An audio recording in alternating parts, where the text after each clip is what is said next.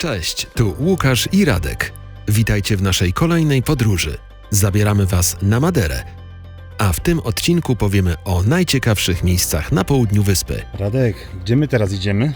Właściwie nie wiem. No to zapytajmy lektora. Rozpoczniemy od wędrówki spektakularnym przylądkiem Świętego Wawrzyńca. Wybierzemy się na Złote Plaże. Pokażemy konkurenta Chrystusa ze Świebodzina i zajrzymy do Doliny Zakonnic.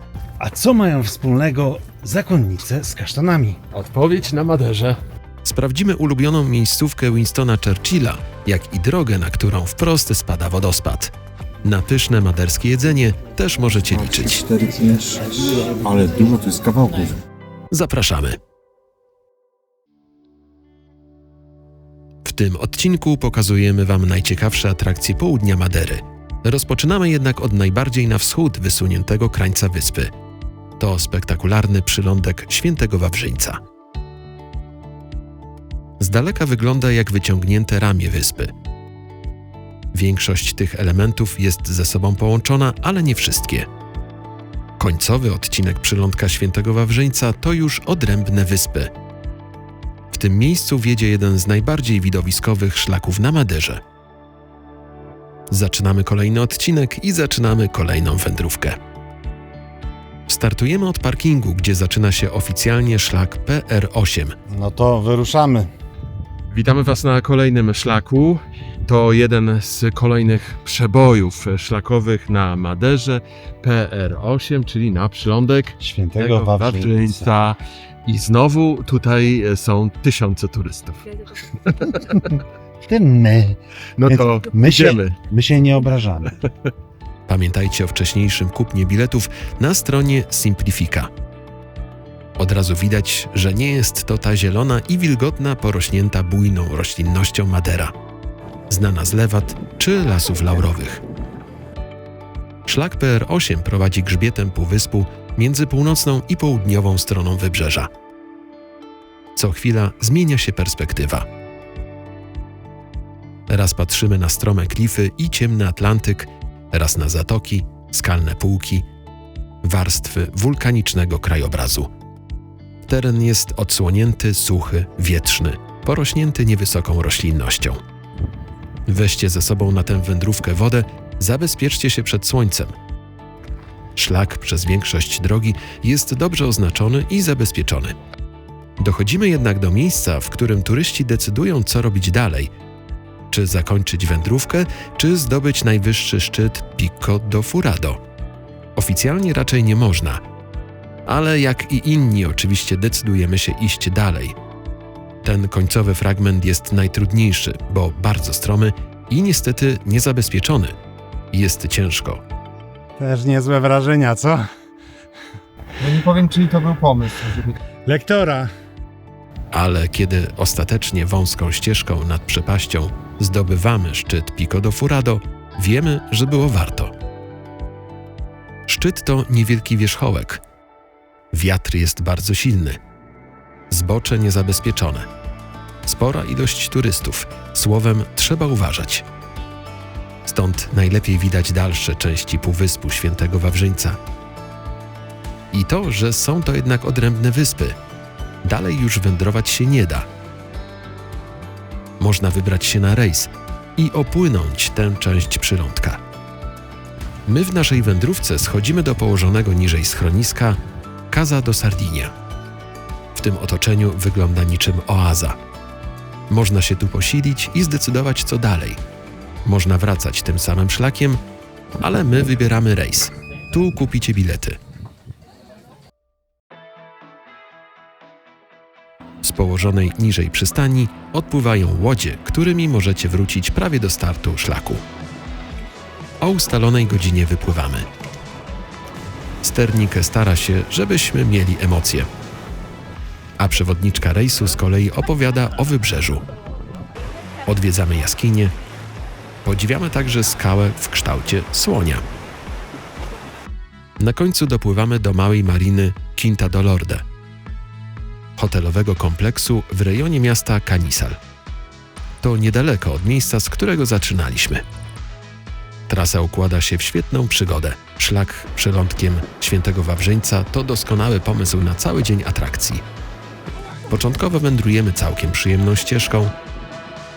Odważni mogą zdobyć tutejszy najwyższy szczyt, a w drogę powrotną wybrać się rejsem. Szlak PR8 ma 3 km w jedną stronę i jest o średniej trudności. Czas zależy jak zawsze od tego, ile przystaniecie i będziecie podziwiać tutejsze widoki.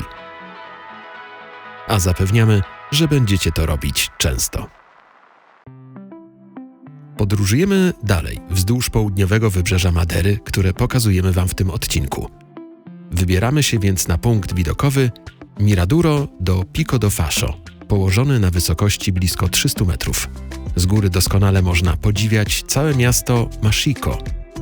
Na pierwszy plan wysuwają się dwie plaże, jakże inne, ale położone obok siebie. Jedna z nich to Praia de São Roque. Jest kamienista i zachowuje naturalny charakter maderskiego wybrzeża. Z kolei zupełnie egzotyczna dla Madery jest ta plaża, zbudowana ze złocistego piasku. Nie jest to oczywiście naturalna plaża maderska, a piasek został sprowadzony z Maroka. Ale jeśli ktoś chce wypocząć na Maderze na złotej plaży, to Praia de Banda da Lei jest dobrym wyborem. W tym odcinku pokażemy Wam jeszcze jedno miejsce, gdzie można wypocząć na piaszczystej, jasnej plaży. Tymczasem w samym miasteczku Machico warto zwrócić uwagę na pomnik Tristão Vaz Teixeira, bo niepozorne miasteczko Machico to jedno z najważniejszych miejsc w historii wyspy. Właśnie tu w 1419 roku dopłynęli portugalscy żeglarze João Gonçalves Zarco i Tristão Vaz Teixeira. Machico stało się później jednym z pierwszych ośrodków osadnictwa na Maderze. Jeśli ten pomnik Was nie porwał, to może kolejny skradnie Wasze serca. Okazałości trudno mu odmówić.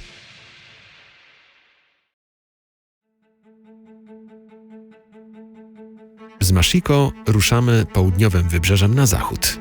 Zatrzymujemy się w Garajão, na skalistym cyplu Ponta do Garajão.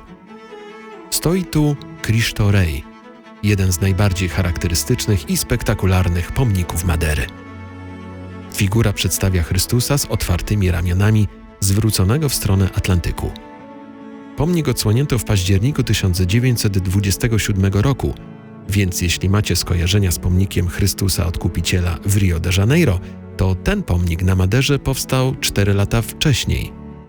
Pomnik Cristo Rei do Garajão ma około 15 metrów wysokości. Od pomnika można zejść na wąski punkt widokowy wysunięty nad urwisko.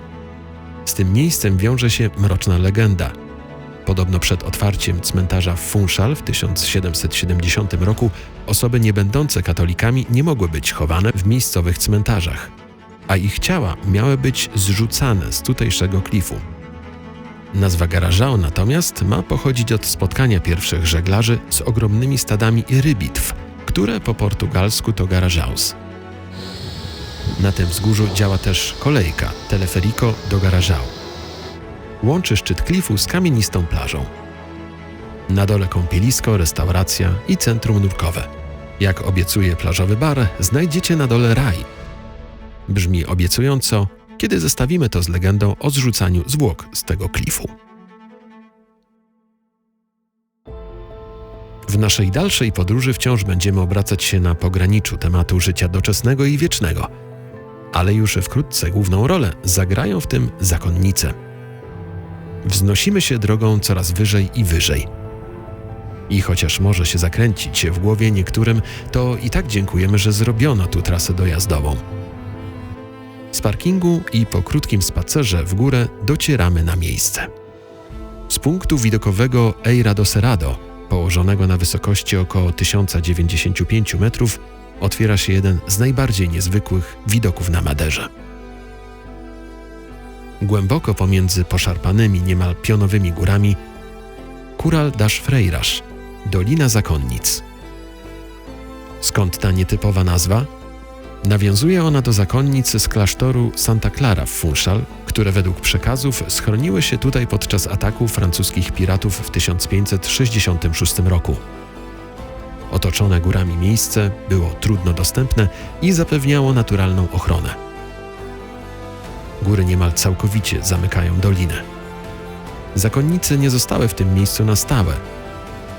Kiedy zagrożenie minęło, wróciły do Funchal, a nazwa miejsca pozostała. A co mają wspólnego zakonnice z kasztanami? Odpowiedź na Maderze. Curral das Freiras słynie również z kasztanów jadalnych, którym sprzyja tutejszy klimat. Udajemy się więc w dół, by sprawdzić, jak smakują i poczuć klimat Doliny Zakonnic. Miasteczko jest niewielkie.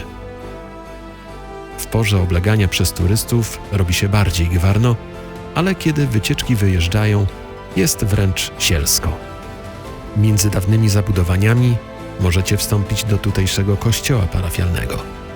Wnętrze jest bardzo ciekawe, ale oczywiście nie jest to ten kościół, w którym schroniły się słynne zakonnice. Powstał o wiele później.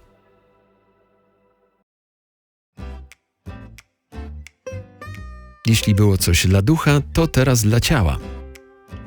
Odwiedzamy więc restaurację Vale das Freiras.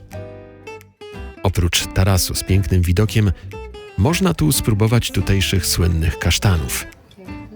Na początek więc zamawiamy pieczoną wersję. Chrupiące i miękkie i jeszcze ciepłe. Świetna przekąska lub przystawka. Było ich tak dużo, że jeszcze spakowaliśmy na wynos. Teraz przyszedł czas na zupę z kasztanów. Ciekawa, słodkawa, nawet dobra, ale te kasztany wyglądają nieco dziwnie. Pewnie nie przywykliśmy do widoku kasztanów w zupie. Oczywiście nie może i tu zabraknąć maderskiego chlebka bolo do kako.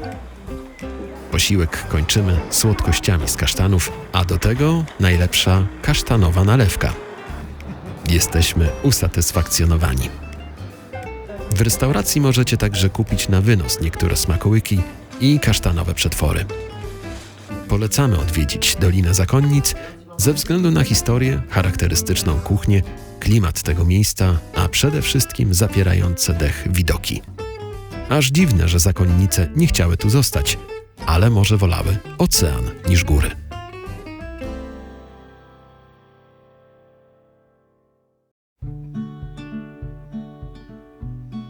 My też teraz w naszej podróży wracamy nad ocean. Do małego miasteczka Câmara de Lobos. Miejsce nieduże, ale słynne. Od wieków żyje w rytmie swojej zatoki. Kolorowe łodzie rybackie kołyszą się jak dawniej na spokojnych wodach portu. A rybacy wypływają stąd na połów szczególnie słynnego pałasza czarnego, ryby, którą pokazywaliśmy już Wam w poprzednich częściach naszego cyklu o Maderze. Tradycja rybacka to tu nie tylko przeszłość, ale wciąż codzienne życie mieszkańców. Nazwa Câmara de Lobos pochodzi z czasów pierwszych żeglarzy. Mieli oni tu zobaczyć w skalnej grocie liczne foki mniszki śródziemnomorskie, nazywane po portugalsku lobos marinhos, czyli wilkami morskimi. Kamara to z kolei odniesienie do półki skalnej, która wyglądała jak komnata. Foki już zniknęły z zatoki, ale do dziś widnieją w herbie miasta. Dlaczego to miasto jest tak słynne? To za sprawą pobytu Winstona Churchilla właśnie w tym miasteczku. Brytyjski polityk spędził tu w 1950 roku pewnie miłe chwile, bo powstał tu słynny jego obraz ukazujący tutejszą zatokę. Postawiono mu tu pomnik przedstawiający scenę malowania przez Churchilla swojego obrazu. Najciekawsze jest jednak to, że malował Câmara de Lobos w zupełnie innym miejscu. To wybrano z uwagi na łatwiejszy dostęp turystów. Winston Churchill malował z punktu widokowego Espirito Santo, położonego wyżej, nad wschodnią częścią zatoki. Stąd miał widok na łodzie i zabudowania. Zawsze warto jednak przysiąść na pomniku i doradzić premierowi. Jeden odcień.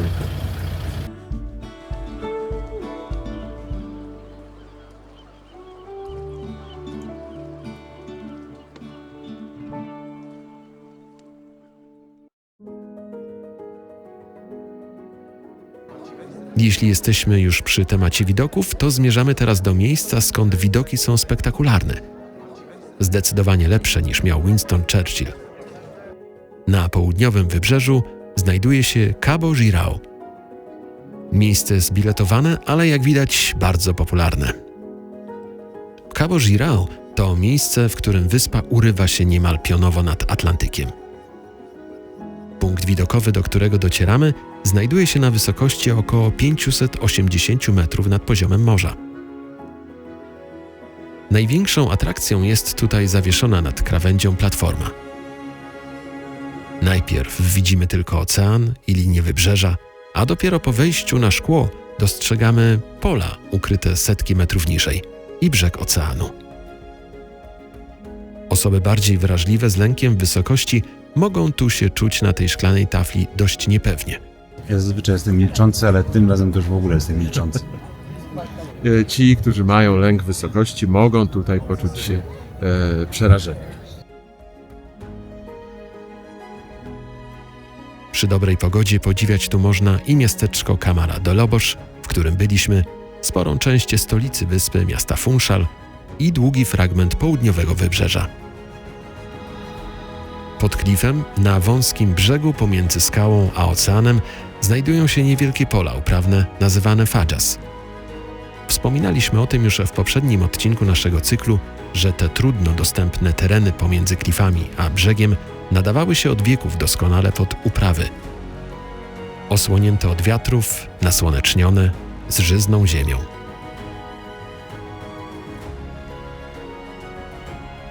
Warto poczuć się wyjątkowo wysoko i odwiedzić Cabo Girao.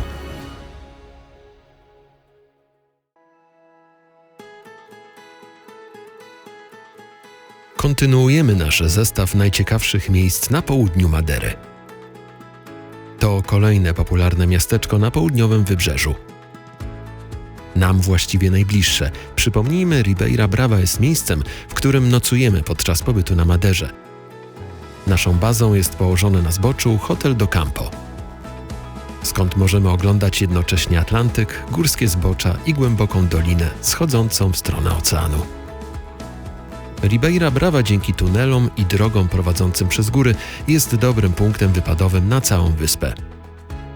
Nazwa Dziki albo Gwałtowny Potok odnosi się do rzeki spływającej wąską doliną z gór.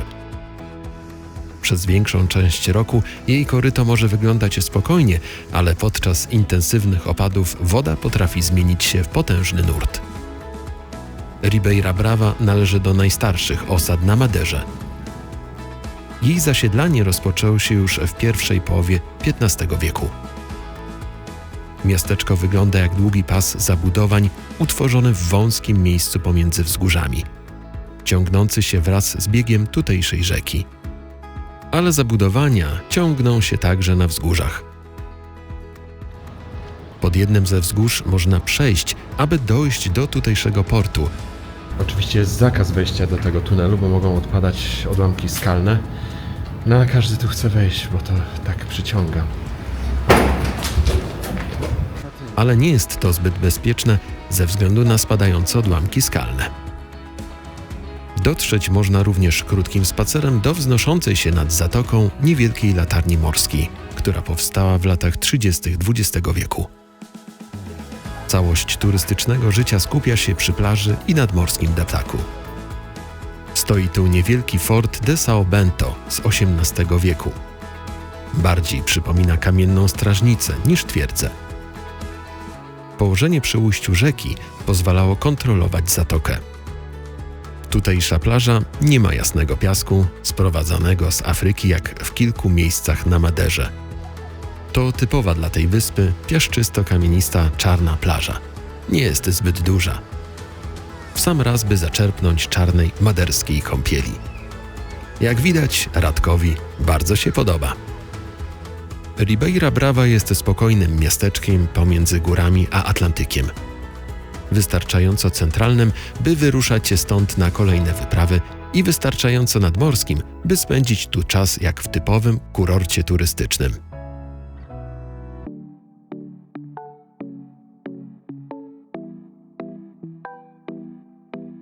Jako że byliśmy tu kilkanaście dni, możemy polecić miejsce z pysznym jedzeniem i sielską atmosferą ogrodowego grilla.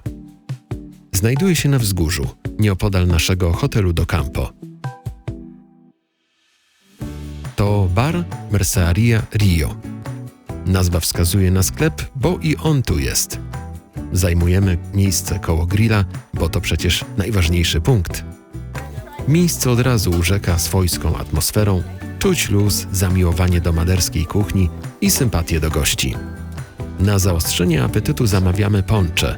To drink z maderskiego rumu, miodu i soku z cytryny, pomarańczy lub marakui. Chlebek bolo do caco to legenda tutejszej kuchni. Płaski, okrągły, upieczony z ciasta z dodatkiem batatów.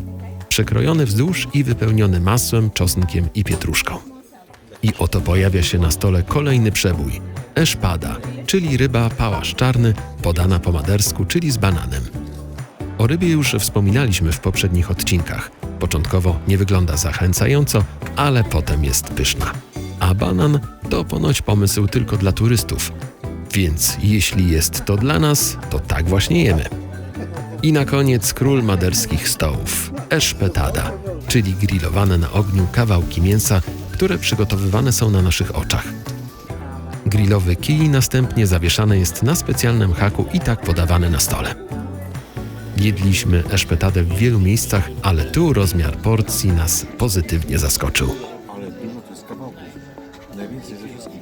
Zamówiliśmy wersję z wołowiną, to klasyczna, i z czarnej wieprzowiny portugalskiej. Rewelacja. Nie wiemy, która wersja lepsza. Tak miły i pyszny wieczór przeciągnął się do późna.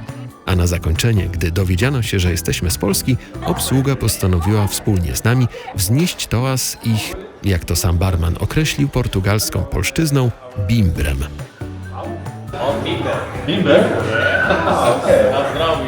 Nie wiemy, kto go tego nauczył i skąd ten bimber, trzciny cukrowej tu jednak pod dostatkiem, o szczegóły więc nie pytaliśmy. Ważne, że smakowało i że już nocą wracaliśmy do hotelu. To była niesamowita restauracja. Może nas nie widać, może i lepiej, że nas nie widać. Takie proste, zwykłe, lokalne, bez zadęcia, bez nie wiadomo jakichś wymyślnych tutaj działań. Po prostu mięso na grilla i jemy. I jest pyszne.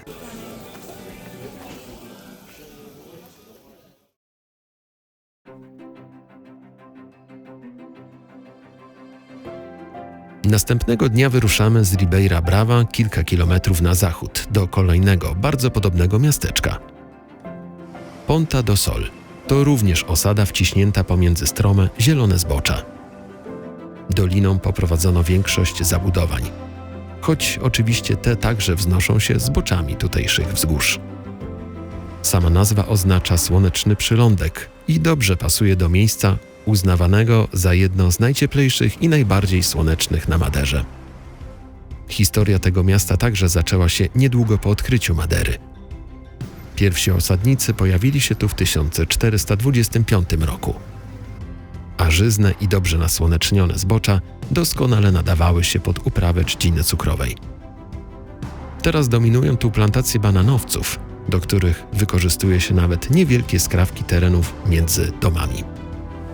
Chcących skorzystać z uroków kąpieli w oceanie zachęca kamienista i czarna, typowo maderska plaża.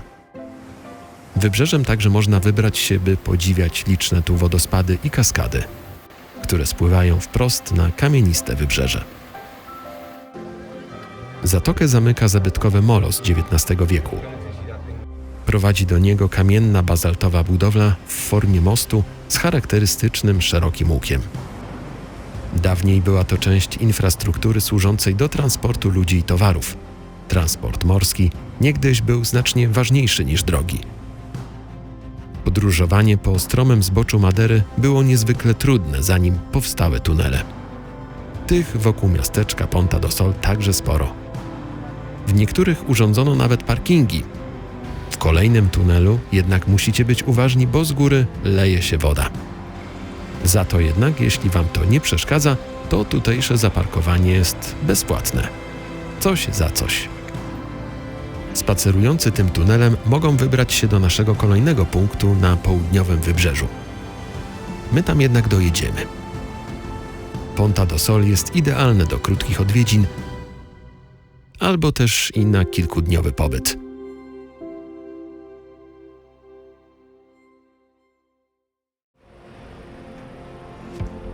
udajemy się ponownie kilka kilometrów na zachód, wciąż wzdłuż południowego wybrzeża.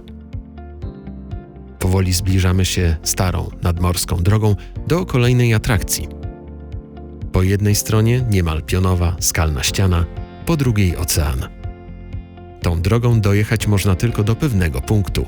Dalej jest już zamknięta i można dotrzeć pieszo. Z oddali już słychać szum wody, ale to nie ocean. Przed nami pojawia się Cascata dos Anjos, czyli wodospad aniołów. Woda spływa z wysokiego klifu bezpośrednio na dawną drogę. Przecina asfalt i kieruje się w stronę oceanu. Ilość wody zależy od opadów. Z daleka może wydaje się nawet mgiełką, ale kiedy podchodzi się bliżej, widać, że wody jest naprawdę sporo. Ci odważniejsi decydują się podejść pod ten naturalny prysznic. Kiedyś, gdy droga była jeszcze otwarta, kierowcy korzystali z wodospadu jak z naturalnej myjni. Ale niestety droga została zamknięta, wodospad został, można tu przyjść pieszo, a samochody trzeba na Maderze myć w jakiś inny sposób. Wiadomo jednak, że Maderczyków nie wszystkie zakazy czy zalecenia obowiązują.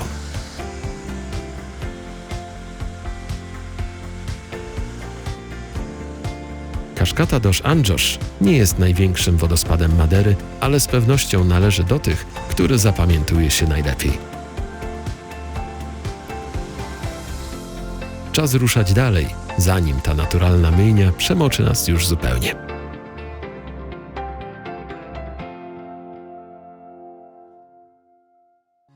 Poruszamy się wciąż południowym wybrzeżem Madery i docieramy do miejscowości Madalena do Mar. Właściwie w okolice, bo to nie samo miasteczko będzie naszym kolejnym celem. Opisywaliśmy już w naszym cyklu o Maderze wiele szlaków, tym razem zupełnie nietypowy, nazwany szlakiem bananowym, czyli Rota da Banana. Nie jest to klasyczny górski szlak, wspinamy się zboczem wzniesionym nad miasteczkiem. Trasę tworzą właściwie 3 odcinki szlaków RB1, RB2 i RB3. Po ich połączeniu spacer może wynieść około 2 km. Jest wyjątkowy, bo spacerujemy na plantacji bananów. Wchodzimy pomiędzy bananowce wąskimi ścieżkami.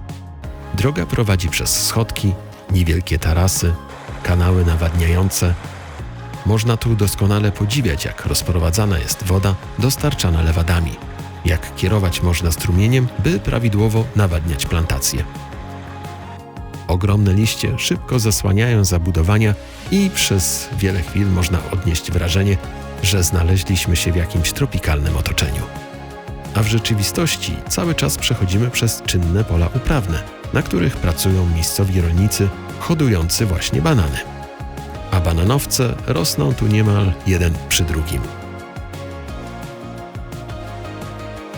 Jest to pewien szlak, ale ścieżki, które wybierzecie, zależą tylko od Was, a jest ich tyle, że można się nawet zgubić. Czy oficjalnie już przyznajemy, że się zagubiliśmy? I oto niespodzianka. Jedna z tych wielu ścieżek doprowadza nas do skrzynek z bananami, uzupełnianych właśnie na świeżo przez pracującą tu panią. To niezwykle miła niespodzianka na szlaku bananowym. Spacerując tutaj tą lewadą, tym szlakiem bananowym, tak nazwaliśmy go, można znaleźć miejsce, w którym możecie sobie kupić takiego banana. Tak, plantatorzy tutaj przynoszą na to miejsce, zresztą za chwilę Wam pokażemy, bo pani uzupełniła przed naszym przyjściem, właściwie jak przyszliśmy, pani uzupełniła te banany, zostawiacie pieniądze w skrzynce i wybieracie sobie banany. Są oczywiście mniejsze niż te u nas, ale one są prosto z tej plantacji, więc naprawdę przed momentem dopiero zerwane. No to próbujemy, słuchajcie, to jest niesamowite miejsce i pyszne okazuje się. To jest doskonała nagroda za wędrowanie tutaj lewadą bananową. Pogubcie się w tym tak jak my, a prędzej czy później dojdziecie do skrzynki z bananami. Smacznego! Rota da Banana jest krótka i łatwa, a pozwala zobaczyć coś, co z samochodu, z daleka, pozostaje jedynie zielonym tłem. Wchodzimy tu w sam środek plantacji i odkrywamy, ile pracy kryje się za niewielkim owocem sprzedawanym później na całej wyspie. Z plantacji bananów przenosimy się do kolejnego słynnego miasteczka na południowym wybrzeżu, słynnego z Jasnej Plaży.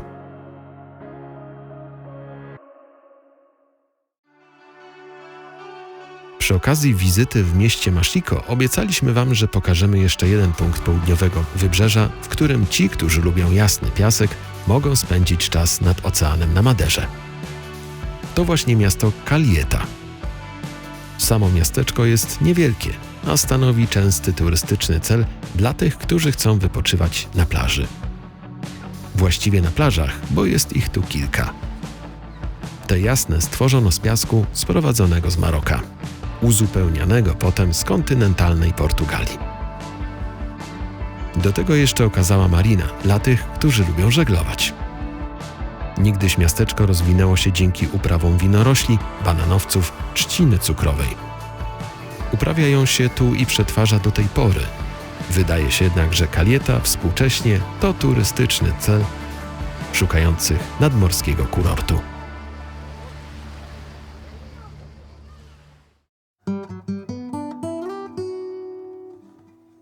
Kiedy docieramy do zachodniego wybrzeża, jest już wieczór.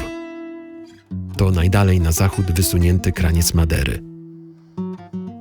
Przylądek Ponta do Pargo. Od niego rozpoczęliśmy naszą podróż wokół całej wyspy. Historia zatoczyła koło i tutaj się kończy. Wszyscy na krańcu przylądka wpatrują się w zachód słońca, bezkres oceanu. Latarnia od 100 lat wskazuje miejsce wszystkim, że tu właśnie jest ta wyspa Madera. Wyjątkowe miejsce. Wszystko tu już zwalnia i nawet my mówimy ciszej.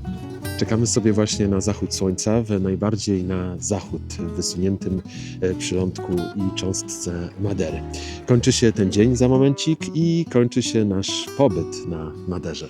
To było cudowne, 12 dni z niesamowitymi wrażeniami. Madera nas zaskoczyła wiele razy, rozpieszczała pogodowo, ale oczywiście też fizycznie dała nam mocno w kości. Nie odwiedziliśmy wszystkich miejsc, które warte są tutaj zobaczenia, bo Madera na pewno za każdym razem zostawi jeszcze coś dla siebie do odkrycia. Trzeba będzie więc tu wrócić, a jeśli tu jeszcze nie byliście, to naprawdę polecamy. Odwiedźcie Maderę. Dziękujemy za wspólną przygodę na Maderze i Do zobaczenia w kolejnych podróżach. obejrzyjcie także pozostałe części naszego cyklu o Maderze, a my czekamy już, aż kolejna latarnia wskaże nam następny kierunek podróży. Mamy nadzieję, że też będziecie wtedy z nami.